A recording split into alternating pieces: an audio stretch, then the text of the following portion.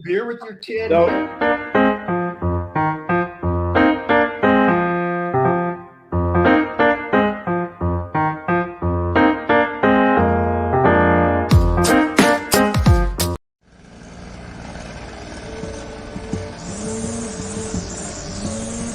Thanks, Charles, for letting me use your gardening supplies. I'll make sure I put it back in the garage. Man, tending to that lawn is a lot of work. Tell you the truth, Jim, I'm more concerned about keeping this house. What's going on? Well, you know, Sarah lost her job 2 months ago, right? Yeah. Since we lost that income, the bills have been piling up, and we're so far behind. I don't want to lose the house because of back taxes. I don't know what to do. I understand. The same thing happened to my sister and her husband when he lost his job. Do you know that the Wayne County Treasurer has plans and programs to help people stay in their homes? No, I didn't. Tell me about it. Yeah, go to www.treasurer.waynecounty.com to see if you qualify. Say that again. www.treasurer.waynecounty.com. Got it. The NFL Draft is coming to Detroit, and you can be there for free. Experience the ultimate NFL fan fest. Go to nfl.com/draft access. The NFL Draft, presented by Bud Light, April 25th through the 27th. All righty.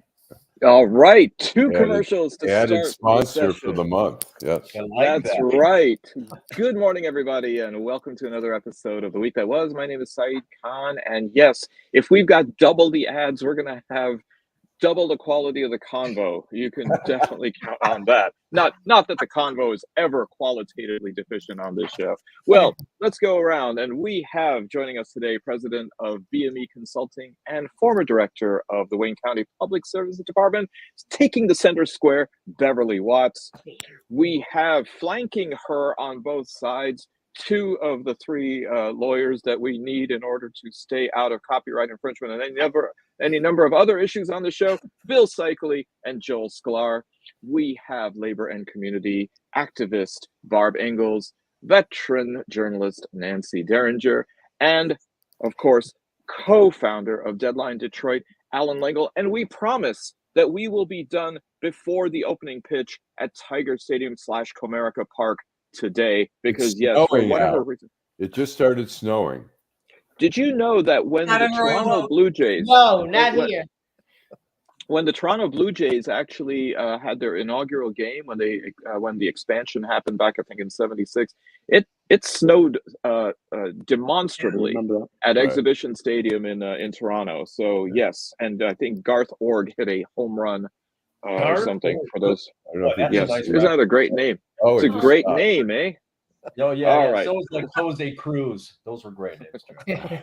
Well, nothing's going to shut us up today, but it looks like the Trump gag rule might have actually been expanded. It looks like it now covers judges' families. Judge Merchan in the hush money case, I think, has gotten a little bit tired of Trump then going to the other concentric circles, moving into other degrees of issue. It doesn't seem as though this is working because Truth Social is still chirping out insults at people. And I think Alan's got a video. Yeah, that one. Okay, there it is. That is the judge in the Stormy D. Hush Money case. Last night, he expanded the gag order he put in place to ban Trump from attacking relatives of courtroom staff or the prosecution. He signed him up for the friends and family ban, and because Trump has been going after the judge's daughter, which is just nuts. So the judge ordered him to stop, and he declined. This morning, he did it again. He wrote a whole diatribe on Truth Social, and guess what happened to him?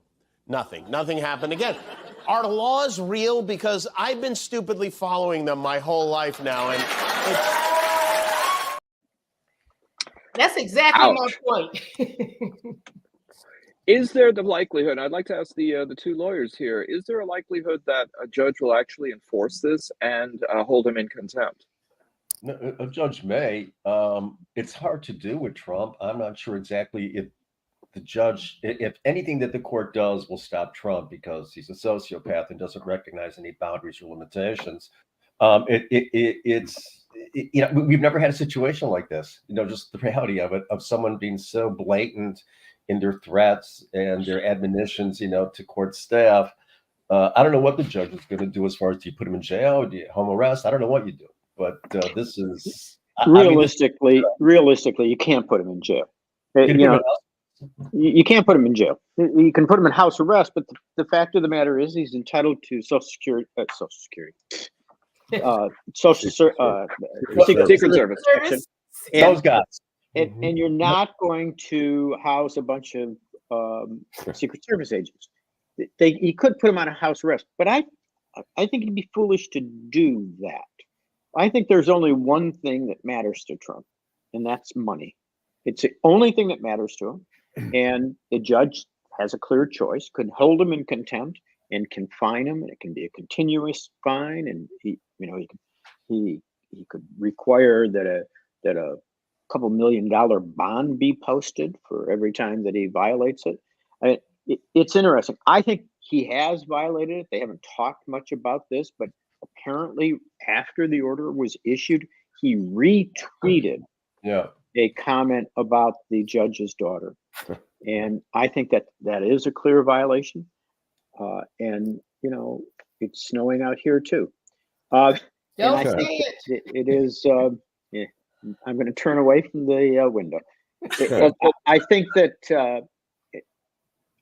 that the gag order is incredibly reasonable. I mean, it usually just takes a lot. I've only been involved in, I think, 2 cases in which any judge has ever imposed a gag order. And I had a federal judge in a case say to me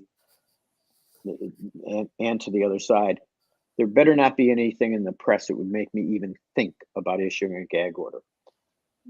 Most people with common sense just know this stuff. Right. But that's not what we're dealing with.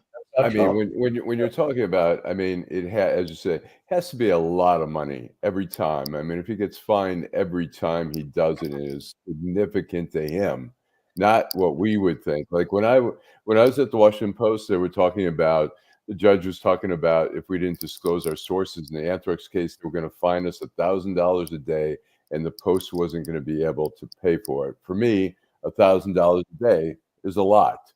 For Donald Trump, 10,000 isn't much. 20,000. It has to be really. But what most judges will do, Alan, in a situation like this, in my experience, is they'll say, "Look, you're going to pay some number, $50,000 for a guy like Trump. $50,000 on the first one. I'm going to double it every time you do it." Can you do that though? I mean, isn't there illegal? Can they just say the sky's the limit? $1 billion? I mean. What? I mean, this is sounding like Judd Nelson keeping, talking back to the counselor at detention and Breakfast Club. This isn't going to give Trump a succession of Saturday detentions into the summer. Right. I've seen some recent videos that Laura Trump has posted in her role as the co-chair of the RNC, and she's saying things like, maybe you can't give $5 today, but maybe you could save $5 and send it to us. I mean, he's just going to become even more shameless in going to his idiot base and asking them for the money. Right? But that's why I think, just as an average citizen, I understand exactly what Bill. I do agree, but I think for once the judge needs to impose this, throw him in jail. You could have the Secret Service outside of the jail, because that means the court and the jail service at the time, just like the Crumleys, they control that jail when you're in jail. The reason I say that is because the perception out here is he's Teflon Don. No matter what he does, he's above the law. That's the perception. That's the reality. People with a lot of money are above the law. Right. That's just a reality. Exactly. And the other point is he's not an average person like us who would violate a gag order. He's Trump, and his words have power. You've had people who are trying to kill and do that. So you just could blow this off as if Bev was violating the gag order. My words don't have any power to anyone. His words does. And it could harm families of the courts or anyone. So I think the judge ought to just do what everybody thinks he can't do, just like you said, Bill, and throw his butt, orange, tan, and all, in jail. I agree. Go ahead, Alan. I'm sorry. I agree with Beverly. I think the thing, though, as Nancy was suggesting, in terms of when people see him in jail, then they'll be like, "Oh my God, send your money, let's free him." he'll probably raise a lot of money from that. But I agree that you can't. I mean, he is giving the judge the finger every moment. I mean, I could see him sitting in court the whole time with the judge going. Right. Right. Yeah, Joe, what do you think about that? What do you think about doing that? I mean, here's my problem. One, you push this far enough, you actually run a risk that somebody might consider forcing the judge to recuse himself. This judge has been very careful, went out and got an ethics opinion from the Ethics Commission in New York. He's been very, very careful. There comes a point where it becomes so personal that you worry about recusal. And that may well be the strategy that Trump is using. Trump may be so afraid of him that he's willing to deal with the contempt, the fines. I don't think Trump thinks there's any real risk of being put in jail. And I don't think that most appellate courts are going to leave him in jail. And as a result, this may all be the long game to trying to get the judge off the case. He does that. What do you think, Joe? Well, that's he is above the law. I mean, that's his MO. Trying to. This judge, I think, has been very even-tempered and has handled himself very, very well. But absolutely, everybody's an enemy of Trump unless you're his friend. And the vilification of the judges from a former president, it's mind-boggling to me. It's a further deterioration of democracy as Trump wants it to be. But the rules are set for like normal people typically to understand them. I'm not sure if Trump fully gathers what these restrictions really are. He gives them no respect. He sees them as fuel just to insult people and gain more attention. It's a really strange. This is such an anomalous situation that God knows how it's going to turn out. It wouldn't matter if they charged him $10 or if they charged him $1 million, billion, trillion, jillion dollars. The result's the same. He's not going to pay it. And his people are the people. And I don't, who is advising him? Nobody. He's just. Alina. No, I guarantee you his attorneys are giving him advice. He's ignoring it. Well, there you go. He's getting advice. He's just choosing to ignore it. And at the same time, to Joel's comment, he's going on Truth Social saying, Judge Cannon is a well-respected judge. Nobody in legal circles, nobody who reads her opinions and looks at how she is managing this docket would call her a well-respected judge. Well, speaking of interesting, I know this isn't on our agenda, but another interesting twist here is that in the other New York case, there's some question about the legitimacy of this bond, which I think is really going to create havoc. This is the way to get to Trump. I agree. This is the way to get to Trump. We'll see. All right. Well, Bill, you mentioned Truth Social, and it seems as though we need some truth about Truth Social. There has been no, you don't. It's just like Trump University. It's a fraud. Well, funny you mentioned that, because Allan, take it away. Business world. Last week, Donald Trump's social media platform Truth Social went public with a value of $8 billion. Which seemed like a lot for a website whose business model is, what if Twitter was just Nazis? And guess what? Turns out it was. That is great. Wow. So it looks like there have been big losses, and it looks like there are that the stock has tanked. I mean, does this even matter other than for him to kind of pad the ego and go ahead and put out this message for his minions?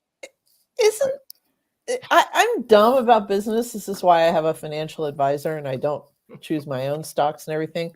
But isn't this kind of almost like a form of it's almost like laundering money?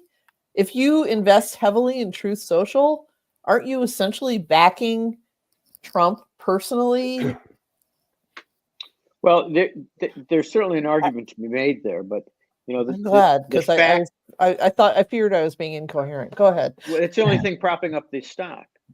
Yeah, right. It is quite literally his small donors who are buying these shares, and I guess some idiots who have money and are going to lose a lot of it, are the only thing propping up this stock. And they're just and I saw the first big drop was a couple of days ago, and they said they had released some an audit. Yeah, an audit that showed that they had $58 million in costs and income of $750,000 for this quarter. I mean, and a conclusion that said from an independent audit said this is not a financially viable company. Is anybody? I mean, is all of this down another? It's down another $4.19 today. Is all of this? Are there any institutional investors in True Social that we know of, or is it all dumbasses in Cracker Valley, Pennsylvania, or someplace that are putting their life savings into this? Or is this the new way of? If I can just use a few more offensive ethnic stereotypes. I love it. I love it. I'm sorry. That's why I intervened, because you didn't get to me yet. But you're too smart for that. Where's my people in all this? But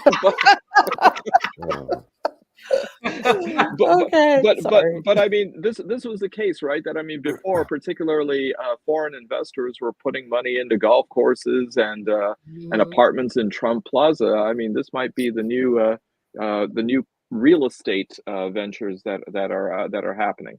Well, we also have the situation. Speaking of Florida and speaking of Judge Cannon, although she's not involved in this, the Florida Supreme Court affirmed the 15-week abortion limit, but has also gone ahead and given the nod to the potential of a 6-week abortion ban, and at the same time is going to allow voters to have their say on that in November. Isn't that going to be an interesting vote? Of course, it's going to be the sun is going to be blotted out by the presidential election.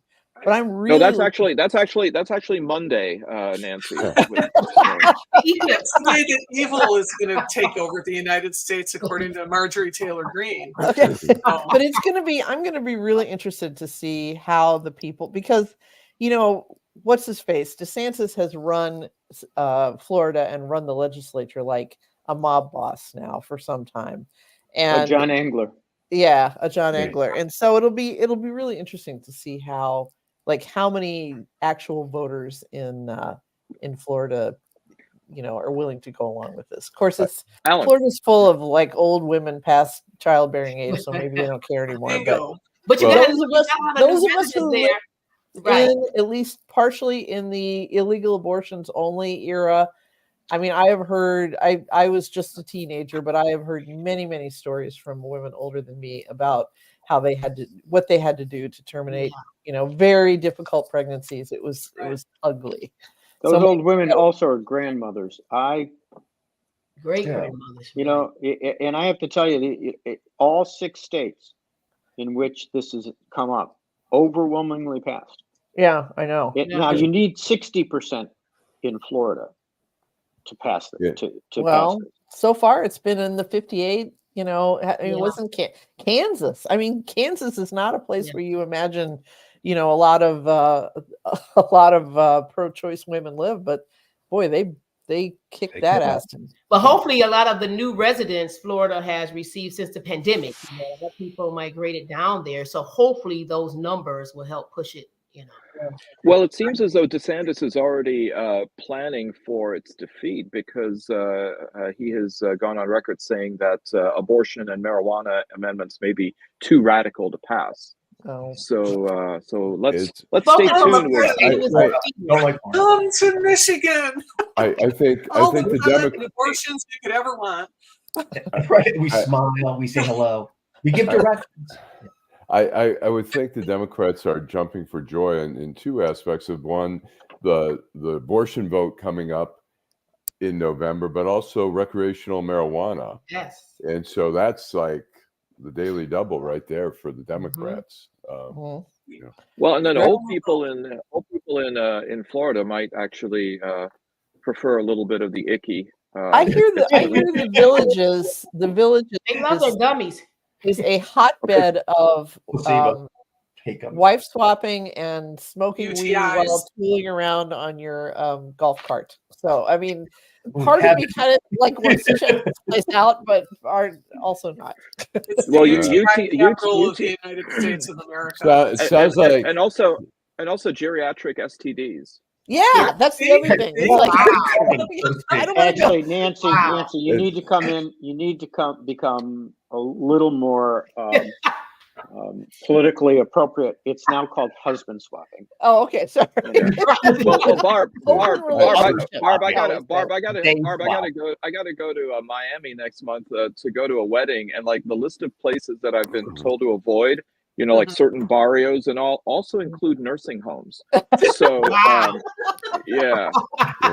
I think it's actually called the lifestyle. Go ahead. It sounds to me like Nancy's been doing some research on retirement. I know. Nancy had to call you later. It was actually it was the tooling around on a golf cart smoking a joint that kind of in this warm Florida sunshine, kind of like I could live with that. It always starts that way. Well, speaking of reproductive health issues, Michigan has lifted the nation's only ban on paid surrogacy agreements per Governor Whitmer. Is Michigan now really positioning itself to be then this beacon of or an oasis of reproductive rights for women around the country? I think so. I definitely think so. I definitely think so. And depending on what goes on in other states and how this works out with our, reproductive rights, this could be a big gain for Michigan as far as getting, more residents in the state. But we should be the leaders in that. I mean, we need to finally put this to rest. Keep your hands off our bodies. This is good. This ban right here, I'm surprised it was still here. I was really shocked. I was too. I was surprised. I'd like to know more about how that happened. What was it? When was the? Okay, Bill? Do you know? Yeah, no. Yeah, I know this for a couple of reasons. One, because I'm an adoptive father, and when we adopted my son, we had to go to Kansas to do the adoption because we wanted to do an open adoption and we wanted to do a private adoption. Mm-hmm. And we provided support to the mother, and at the time, they would not allow that in Michigan. Huh. And they all after we adopted Mike, his mother and I became very active politically in trying to get the laws changed in Michigan, and we were able to. But the one thing that when we were lobbying, the legislators made very clear is this is not going to apply to surrogacy. It's just not. We're not going to apply it to surrogacy. We're not going to open that Pandora's box. Wow. Which I never truly understand. I mean, you talk about being pro-life, right? You think what you would do is try to make it easier for people to adopt, and poor women, a lot of poor women who might be interested in the adoption possibility can't do it because they can't work during their pregnancy. And the laws used to be, and this is how we lobbied, used to be that you couldn't provide even support. Even now you can't pay the mother, but you could provide support. You could pay for their apartment, you could pay for food, you could pay for transportation. Huh. And our pitch when we were lobbying was, look, if you're pro-choice, then tell me why you're not doing things that make adoption easier. Huh. Right. But no, we could not find a legislator. We finally just dropped trying to drag surrogacy in.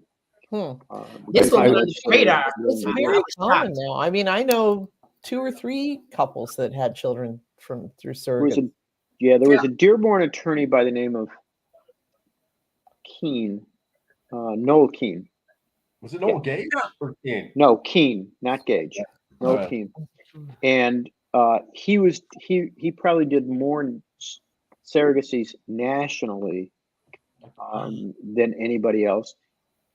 But he was despised by the courts in Michigan. Huh. And I don't understand why. I've never understood why. I saw Gretchen Whitmer talking about this the other night on CNN, and I think she's also not only for Michigan's sake of trying to show the progressiveness in this area, but also I think it's promoting herself for 2028. Well, you did see or 2024. She has. They just announced today that she has a book coming out. Right. In that's gonna drop 6 weeks before the Democratic convention. Yeah. So I mean, I think she's obviously playing that game. I mean, there's nothing wrong with it. But do you think Biden would replace her for 24? No, I don't think so either. But if Harris? something happens, I mean, we're talking about an 81-year-old man here. You know, if something happened to him, we could end up with like the most dramatic Democratic convention since 1968. If that, you know, if he had a stroke or whatever. I mean, by a bus, a meteor hits him. Who knows? Yeah, a meteor could hit him. Yeah. Nancy, I think he probably has pretty good insurance already. He doesn't need Whitmer's Blue Cross connection. So, I mean, otherwise, that's a sad state of affairs. Going back to your original question, is this a part of a strategy? Is reproductive freedom a strategy for growth in Michigan? And I don't know that it is. I don't think that young women say, I'm going to locate in Michigan in case I ever need an abortion, because it's not the kind of thing you want to think about, you know, that something might happen. But at the same time, I've talked to many of my friends who live in red states, and they say, particularly when this woman in Texas who had the life-threatening pregnancy, who was, you know, who ended up coming somewhere, I forget what, may have been Michigan, to have an abortion. And they all say, if we were still in our childbearing years, I don't know that we could live here. That's how, you know, in Tennessee or Alabama or wherever. So, you know, Nancy, I don't think it's any one thing.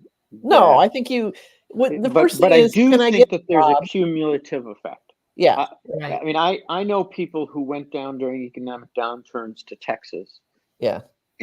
And came back, and one of the reasons they would say they came back is, I just don't have anything in common with those people. Yeah, I know. I'm not comfortable there. So I think it's all a factor. But it may not be a big percentage, but I agree with Bill. I think even the small, you know, in some small percentage, it will increase. It will help. I mean, number one is, can I find a job? Is the job going to pay me enough that I can live? Can I afford a house? If I have a child, you know, can my kids go to school? Yeah, can my kids get a decent education there? So anyway, right. The weather ought to help, though. Look the way that we completely missed all those horrible storms. This is just exactly. If you speak of Pleasant Peninsula, you know, all we got to do now is balance that automobile insurance. I told somebody the other day, I said, you won't be laughing when we are the Saudi Arabia of potable water. Oh yeah. Wow. How's that going to affect driving, Nancy? What? I mean, if we become the Saudi Arabia of potable water, I mean, you know, there's all kinds of restrictions on driving. You know, I mean, you know, be careful what you wish for. You might have to get chauffeured around. Exactly. Guys are going to have to drive us. Here, I'll put my no cultural appropriation. Saeed, can we take a let's take a commercial break. 15-second break. The NFL Draft is coming to Detroit, and you can be there for free.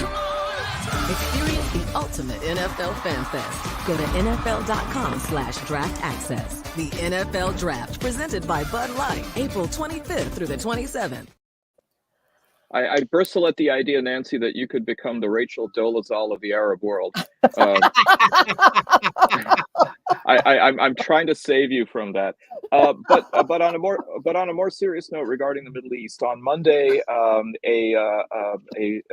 van or a truck carrying 7 members of a food relief team sent by World Central Kitchen, which is founded by celebrity chef Jose Andres, was hit by Israeli military munitions, killing all 7 including 3 Brits, 1 Palestinian, 1 U.S. Canadian, 1 Australian, and 1 Pole. It has led to quite a diplomatic backlash, and as recently as yesterday, apparently a phone conversation between President Biden and President Netanyahu, which has led to probably the fastest investigation that the Israelis have held regarding an accusation made.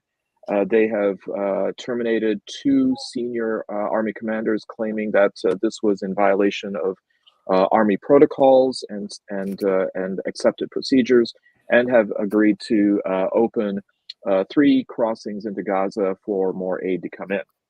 So, is this a watershed moment, Barb? Yeah, Saeed, I really object to celebrity chef, because I have to say Jose Andres is really one of the great humanitarians of our time. I agree with you, and I agree with you. I mean, I apologize for that. It's just that I think that's how a lot of people know him, because he does have a certain celebrity. I don't see that as a negative. Gordon Ramsay. He's not a reality TV. Yes. I mean, I put him in the same category of say an Anthony Bourdain being a celebrity, and he was a hero to me. Yeah. So he has food trucks right now in every single war zone in the world, and he has people out there doing it, and he feeds just so many people under the worst circumstances. And what makes me sick about this whole thing is Netanyahu only cared about these 7 aid workers, which is a horrible thing. Right. How many children have been killed in that? Absolutely. War, and it has not moved that person 1 inch, and he goes after somebody that's famous and beloved, and all of a sudden he's sorry. And right. As far as I'm concerned, Netanyahu is a fucking butcher. Yeah. Right. And the only good thing that comes out of this is if maybe for a second some food and water actually gets into Gaza to these people. Is that an allegation also that you would say about Biden, that it took the aid workers for him to move on this issue? Absolutely. Okay. Well, I'll say this. I think Netanyahu has been trying to pressure Israel, and maybe it's someone. Do you mean Biden, Allan? Yeah, I'm sorry, Biden. I'm sorry. That Biden has been, and maybe it's some people see it as too incremental, but he's been putting more and more pressure on the Israelis. And Anthony Blinken said, maybe today or yesterday, he said it's hard. He's saying it's hard to basically see who cares less about the Palestinian people, Netanyahu or Hamas, or comparing Netanyahu to Hamas in terms of not caring about the Palestinian people. And I agree with that statement. Yeah. I agree with Allan that I think that, not overly, but I think Biden has been, prior to the workers being killed, the 7 here, has been trying to, trickle and get this to end. Bottom line is, I agree with you, Barb, all the way. Well over 30,000 innocent lives. Are you kidding me? I mean, something needs to be done at this point. I understand Israel really wants to disband and get rid of Gaza, but what is at the expense? Too many children, women, innocent people. Yep. This bloodshed needs to stop. Beverly, I agree with everything you just said. I agree with everything everybody has just said. But I think the greater tragedy here is what Netanyahu has become as the poster child for the recruitment of radical Islamic organizations. I heard somebody from the IDF interviewed the other day on television, and one of the things she said is we've got to get rid of Hamas, and then we've got to de-radicalize the Palestinian people. If you're going to want to de-radicalize the Palestinian people, this is not how you do it. Right. You do not destroy their homes. You don't kill their women and children, and you don't treat their elderly like they are dog poo on the bottom of your shoe. Yep. The only other thing I want to ask is, did you guys all see the interview of the American parents? The American/Canadian citizen who was killed? His parents spoke last night, and I think the most profound and important thing they said is, "Look, we recognize that Biden's been trying. But actions speak louder than words. It wasn't until Biden said, if you don't change this, Bibi, American policy is going to change, that anything began to happen. Yeah, I did watch that last night. It was very moving. In fact, I donated to the GoFundMe for their son after watching that. I wanted to add a little more of a, and this is only a sliver, and this isn't to discount all the horrible stuff that's happening here, but a friend of mine this morning sent me a little bit of a newsletter from a rabbi from Boulder, Colorado, who is in Israel. And if I could just read a few sentences from his newsletter, he says, an old friend invited me to join a group in the old city to hand out dates and water to Muslims in East Jerusalem, ending their Ramadan fast on Thursday night. We met at Sha'ar Chadash, the new gate close to the Franciscan monastery, where a small Jewish group joined several monks and set up a table with hundreds of dates, bottles of water, candy, and nuts, which we placed in baskets and wandered around towards the Damascus gate. We wished the throngs entering the old city Ramadan Kareem. As we offered them the treats, we were met by grateful smiles, Todah and Shukran, thank you in Hebrew and Arabic. And I'm not trying to cover up, but I find a little seed of hope when I see something like that people are still trying. Amid a sea of hatred on both sides, apropos to that, Alan, just yesterday and pretty much I think this week, there was a group of young Israeli and Palestinians who came through on what's called Standing Together, and they were at Michigan and at Wayne State yesterday. I think they were also speaking at Michigan State. And so you see that there are elements of civil society on the ground that are there. But I think it's also important that to recognize that policymakers have that gap between the rhetoric and the action. The same day that the attack happened on the workers, the U.S. went ahead with supplying more weapons to Israel, and so I think that has just really inflamed international condemnation as well as to where the United States stands. Joel. Yeah, just to answer the question about the watershed moment, there's been a lot of watershed moments that should have been watershed moments in this conflict. We've seen a parade of death, of innocence, unyielding. So I don't know if it's a watershed moment. What I think it does emphasize is what Fishman has been telling all of us, and which I agree, is that Netanyahu is egocentric, narcissistic, worried only about himself, and is sacrificing the good name of Israel, which has been sullied. I mean, God knows how you get it back, just for his own purposes. And so again, we're seeing what a narcissistic leader will do in a democracy, which is destroy it. And I think it's a really, like on a macro level, just a really important thing to notice and to learn from, because that's what's going to happen here too. Well, one of his cabinet people is either Ben-Gvir or Smotrich, or what I think it was Ben-Gvir, who voted in the cabinet against providing additional humanitarian aid. I mean, we're dealing with a group of people not only are total idiots and inhumane, but also totally blind to the world as to how the world is perceiving them, and they don't care because these guys are religious nuts who look toward the Bible or the Torah or whatever and say it says this, and therefore, well, you know what? So it's you know, but people also they assume, are the Israeli government. Well, yeah, but people. Well, look, we had the Trump government. It doesn't mean that we supported Trump. You never heard me support the Trump government. And there's plenty of people out there protesting in Israel right now, but it is the government. But they're dangerous. Marjorie Taylor Greene is our Congress. Matt Gaetz is our Congress. Right. And they're. Can I ask a question? Yeah. How many of you believe? Do any of you believe, I should say, that this convoy, this aid convoy, was deliberately targeted? I came into it. I had been reading about this all week, and I decided last night that this was a terroristic gesture. That the idea was to frighten away other all aid convoys, all people who might be willing to come in to Gaza and try to help. But then this morning they gave apparently a very detailed explanation.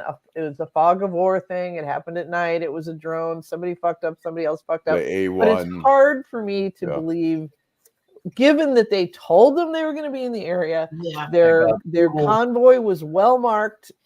Everything was exactly with the way they told them. And for that picture of that mortar hole in the top of that one minivan or whatever they were using. Nancy, I think you're right, because I was thinking exactly that. Like, how did they not know? How did this occur? And so now that we listen to all of this, I have to agree. Something doesn't. And wasn't it 3 cars? I thought it was 3 vehicles that were hit. That there were the 2 ones that armored survived, and one they called soft side, which just means it was a regular car. It didn't have armor. But they said one guy was holding a bag of food, and whoever saw this on the surveillance, whichever IDF soldier, thought it was a gun. Now I don't know how you mistake a bag of rice or whatever it was for a weapon. Andreas wrote a great op-ed in the New York Times. I read that. About what happened, and it's heartbreaking. Yeah. And he said every step of the way they knew who they were. They knew who they were. Every single thing was above board. They do that because they don't want their people killed. Right. And I think any excuses that they have this many days later is bullshit. I totally agree. The impact's the same. I mean, Nancy, whether or not it's intended or not, the impact is exactly the same. Others are. Joe, I think we need to be careful about this.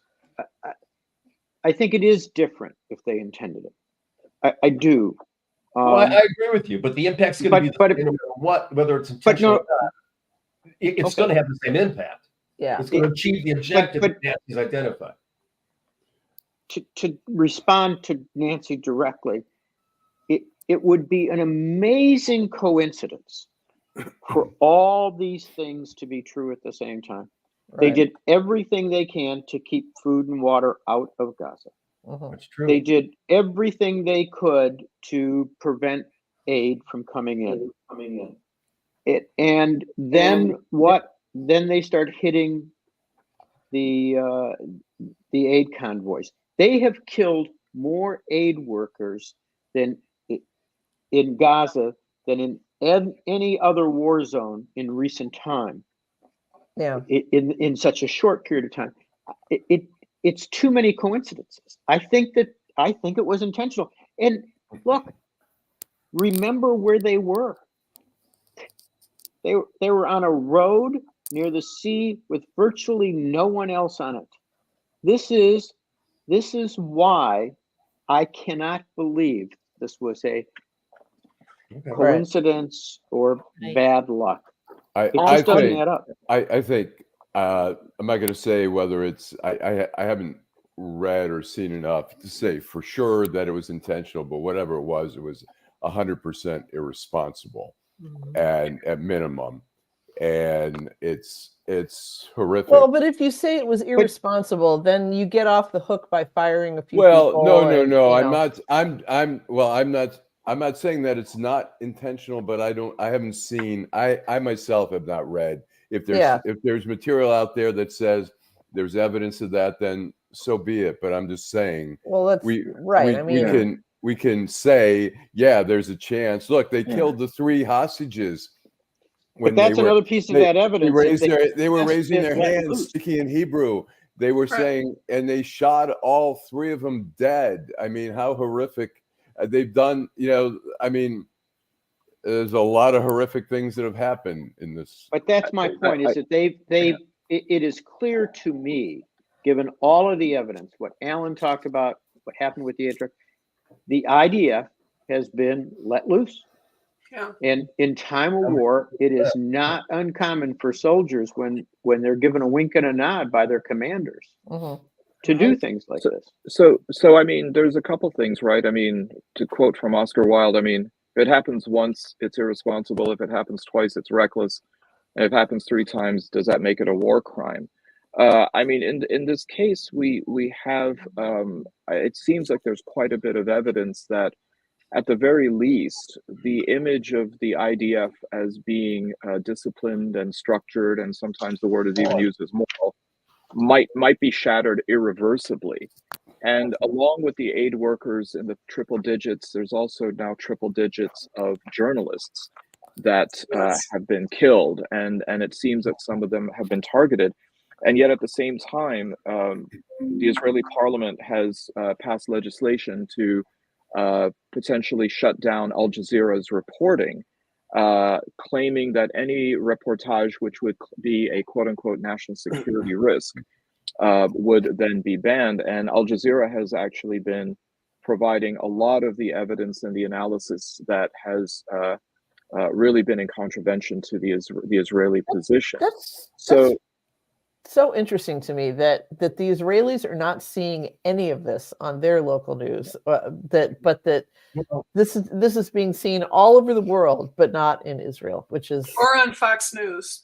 No, it's by design. A third of all Americans. I'm sorry to interrupt, Saeed. If you're in Israel, you get to see all the American news, CNN, MSNBC, all that stuff. So it's not. It's not. And look, if you read Haaretz, I read 3 papers a day: Haaretz, the Jerusalem Post, and the Times of Israel. Haaretz in particular is very, very hard on Netanyahu and the Israelis and on war. So it's not like the Israelis aren't getting a skeptical view of what's going on. Can I make? Yeah, go ahead. Oh, Allan, just one question I had. I mean, I know I was reading an article in the Jerusalem Post today that said that reporting on Qatar, and that Qatar had said that within a couple of weeks they had that 98% of a ceasefire agreement was in place, but they claimed that the Israelis just sort of slow walked it, and therefore it collapsed. I was a bit surprised to see that in a newspaper like the Jerusalem Post. It probably would have been less of a surprise in Haaretz. Do you think that the journalism in Israel is starting to become more critical across the board? And it's not just sort of isolated to Haaretz, which had been pretty reliable in that. I've seen critical stuff in the Jerusalem Post and the Times of Israel as well. I think people are at a breaking point in Israel. They want Hamas gone, but at the same time they realize the realities, as Bill points out. The idea of de-radicalizing is you're not going to de-radicalize when you've had kids who have been grown up hating, taught to hate Israel, and then here's reinforcement why you should hate Israel. Look what they just did. They just blew up our house. They just killed your uncle, your dad, your sister. But I see a lot more. I see, in the same way that you might see here in the U.S., you might see different publications taking a different, the Wall Street Journal reporting might be a little bit different than the New York Times or the Washington Post or CNN. So I think I'm seeing a pretty good coverage there, and that's why.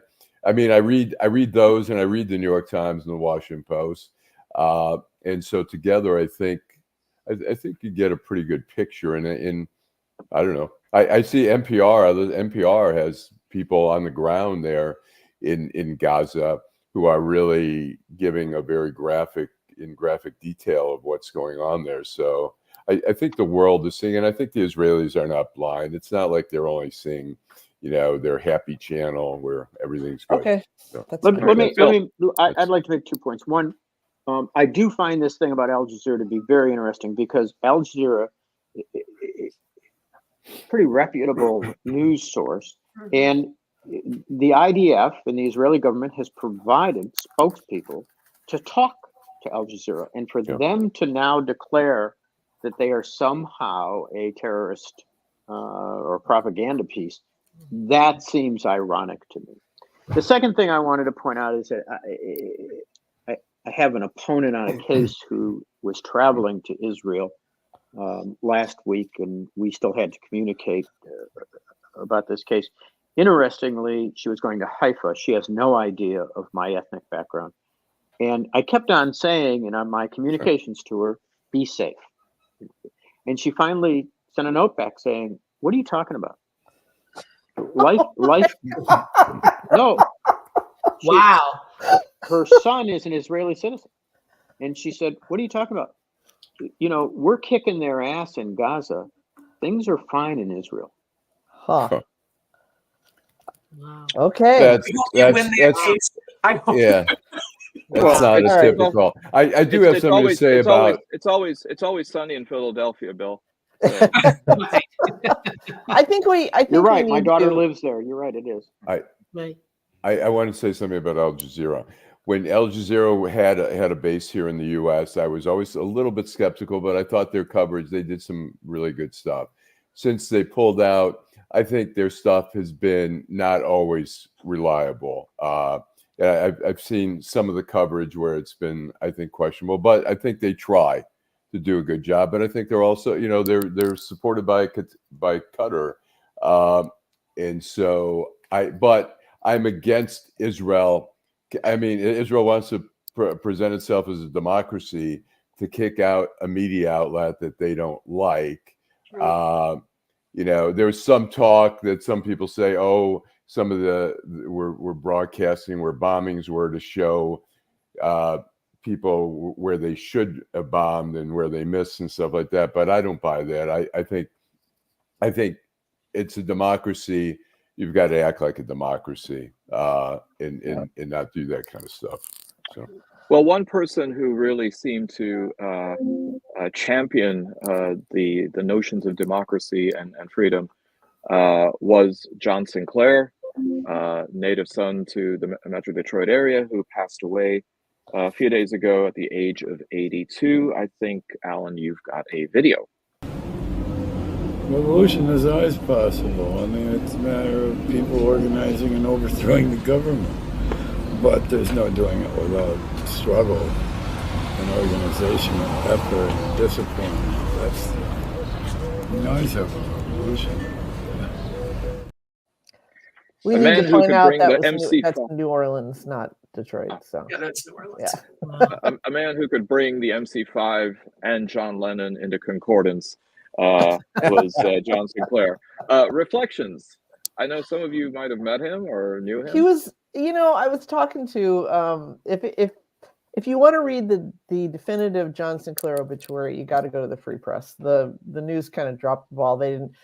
Whereas Bill McGraw, co-founder with Allan of Deadline Detroit, he pre-wrote that. That was obviously a pre-written obituary, and he had been working on it for a while because he shared one of his clips with me a couple of years ago, and it was very funny. It was from the front page of, it was, I believe, one of his first marijuana arrests, John Sinclair, and it said that 25 cops had invaded his apartment to arrest 6 people who were preparing to enjoy a jam session. And yes, it was in quotes, and jam session. Oh, there we go. There you See, go. jam session. The jam session. Love it. Yeah. I want those balloons. It's not fair. Nancy always gets the balloons. Jam session was described as a party where the participants entertained themselves with bongo drums and music. Why don't we have bongo drums at parties anymore? The good old days.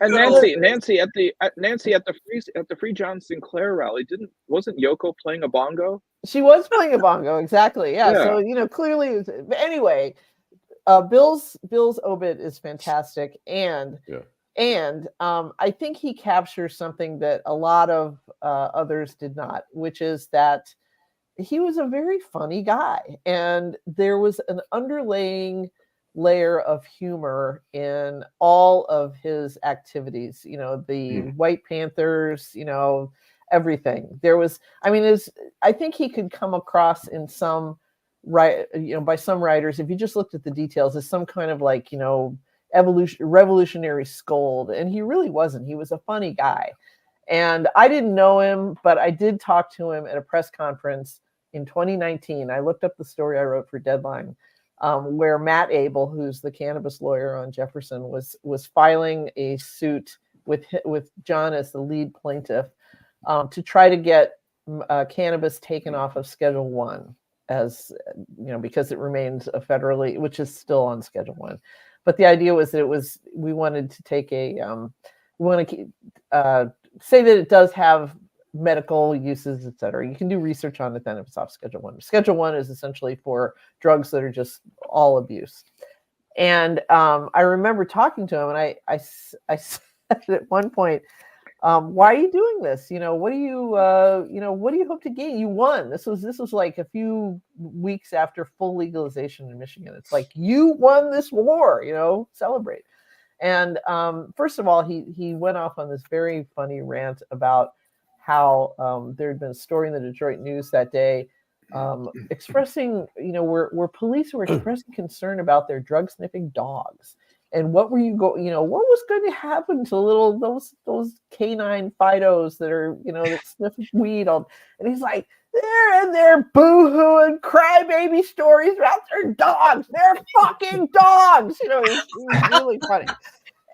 I was just laughing. And then he said something about, I said, why are you not, celebrating? He said, I want to get cops out of our lives. He said, wow. The hypocrisy has to end. And I think he had a point there. We want to, Americans react to fear by criminalizing things, and we don't necessarily need to do that. And I think that he was able to express that very, comically in a lot of ways. So that's what I liked about Bill's piece. It was funny. So yeah, I never met him. He was really a curmudgeon. Yes, but many curmudgeons are also really funny. We have legal marijuana in Michigan because of him, and Larry Gabriel. Yeah. We have to give both of those guys, and Matt Abel. Yeah, big props for that. But when you think you separate John Sinclair, the curmudgeon, and this old guy that hung around everybody, and he was a joint hog, and all these other things that people said about him, which I think is the funniest thing anybody ever said about him. But he also, there's the Ann Arbor Blues and Jazz Festival was because of John Sinclair. Yes. And the Fifth Estate was John Sinclair and Peter Wervey and Harvey Oshinsky, but a lot of the things that we grew up, that people like us grew up in the Detroit area was because of John Sinclair. They had a thing on the radio yesterday where he was talking about the John Sinclair or the John Lennon concert. And he said they had this concert, all these people came and we charged $3. He goes, what the fuck was I thinking? $10. Even in 1971, that was a bargain to see John Lennon. The average price. I remember seeing Rod Stewart and Badfinger and about a million other bands for $3. I had to ask my mom for the money, but that was another time. But so he was. Real fast, I want to say though, we also lost an amazing Detroiter yesterday, and that was Bishop Tom Gumbleton. And my heart just broke. Wow. I knew he was old, and I knew all these things, but you think you're going to be in a world with somebody that was that good of a person. Oh, I didn't realize I have a great story with him. When we got arrested in front of the Detroit News during the strike. Which time? And they were taking us on the bus, and Bishop Gumbleton was right behind me. And I said to the commander, I said, hey, can you make sure I get a kosher meal? And he started laughing. Melby was awesome. Well, he was a good guy. I do want to go ahead and convey everybody's best birthday wishes to Bill Seikaly. Where's Bill's balloons? Bill should have the balloons. Right. Listen, here, at my age, I've come to this conclusion. Every birthday I celebrate just gets me a year closer to my death. I'm not sure I want to do that. As my father said, every day is a step to the grave. A little bit closer. Now you're just plagiarizing from Pink Floyd and Time. So all right, let's go to a commercial break.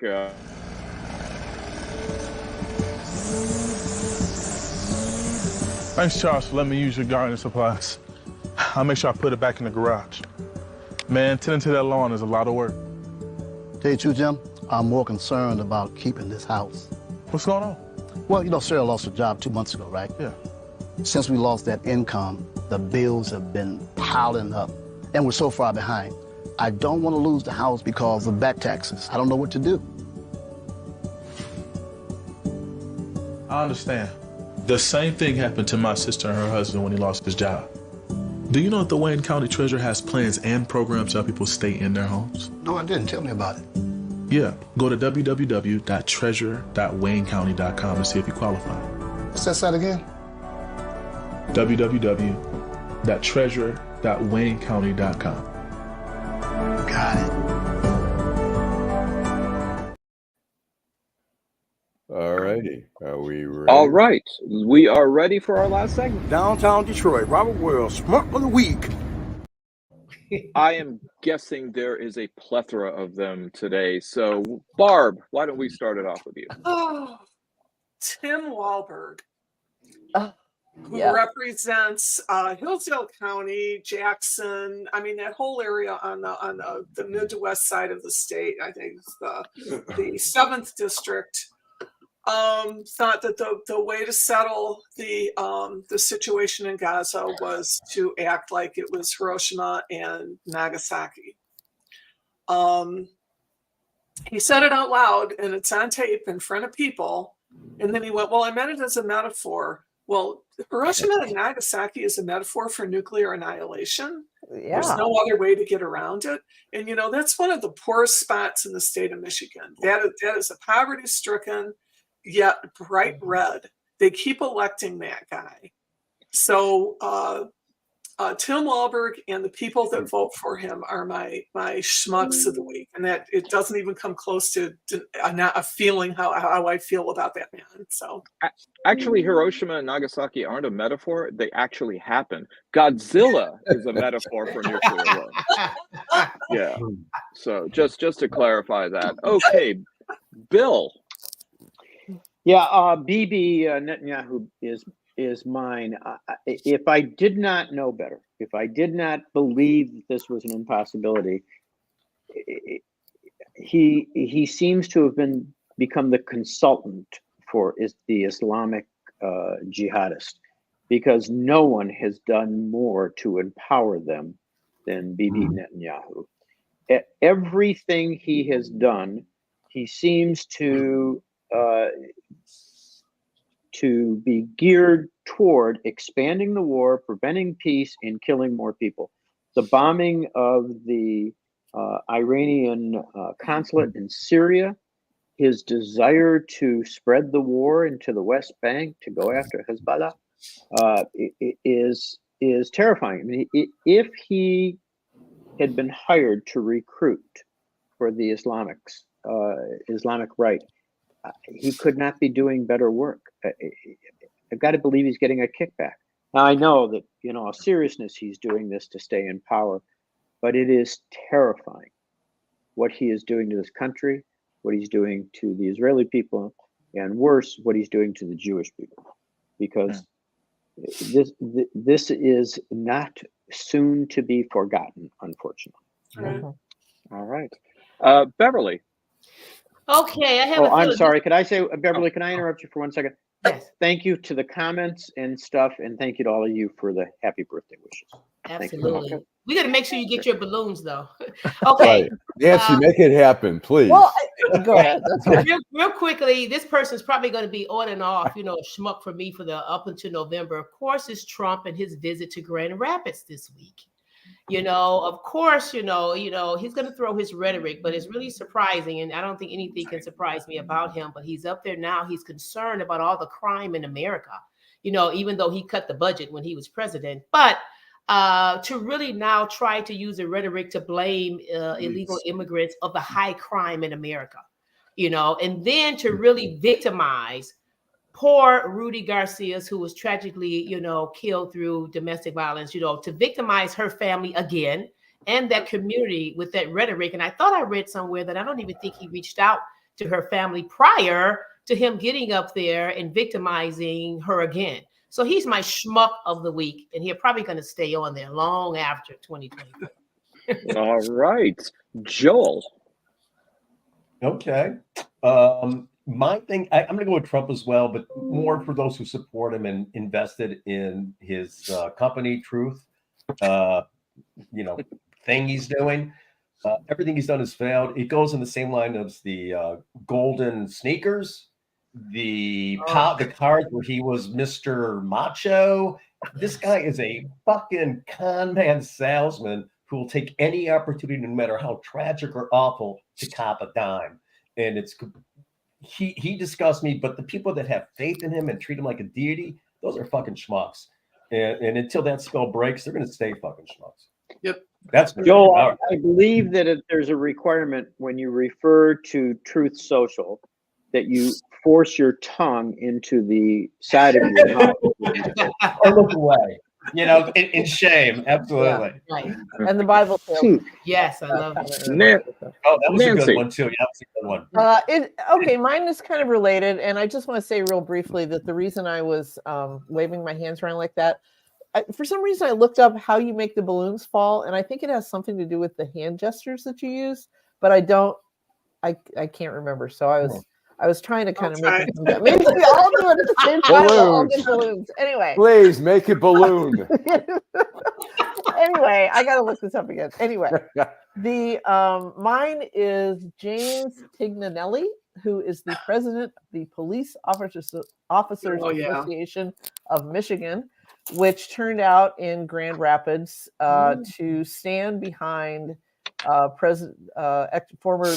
old guy, Donald Trump, while they gave him their endorsement for president. And what this means now is that a police officers' labor union is endorsing a man who has promised to pardon the January 6th convicts or people who have been convicted of crimes on January 6th, many of whom were charged with assaulting law enforcement officers. Mm-hmm. And the fact that the array that stood behind him, a couple of lefties on Twitter were identifying all of them, and they were generally speaking county sheriffs from some of these red counties. Some of them are the ones who call themselves constitutional sheriffs.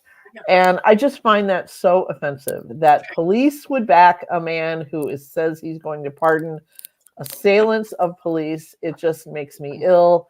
And for that, James Tignanelli, the president of that labor union who actually bestowed the endorsement and got the handshake for it, is my Schmuck of the week. I'm sorry, the words police and labor union do not belong together. Yeah, I know. I realize that police labor unions are not like the Teamsters or the UAW, but they're still. Because we were getting our heads bashed, and they were like, "Oh yeah, we support you." Now, Nancy, their constituents are still citizens, sovereign citizens. But did they remember a guard lost his life? It's the only union that Republicans generally like. They bend over backwards for cops, but there you go. Allan. I'm going to go with Ron DeSantis, who has said that the abortion and recreational marijuana proposals in the election, he says, I guarantee you, basically, they won't, once people realize how radical they are, they will reject it. I mean, he is a schmuck. Okay. Oh, that's rather pithy of you.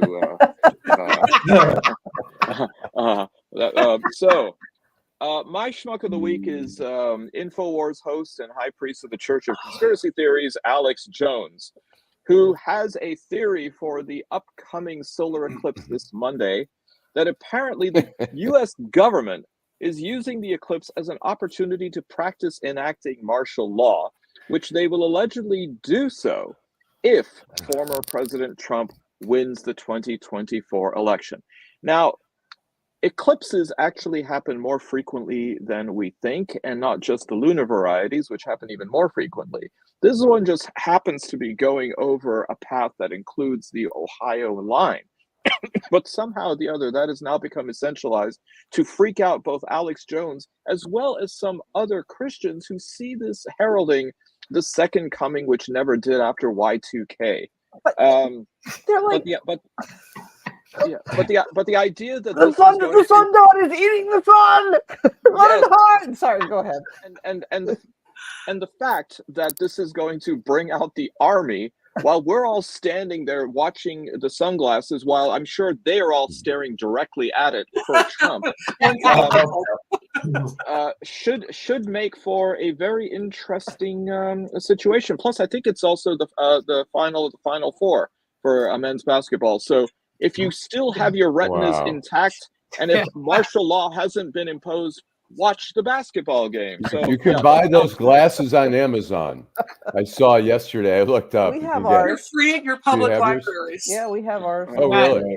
Yeah. Really? So we're going down to Ohio.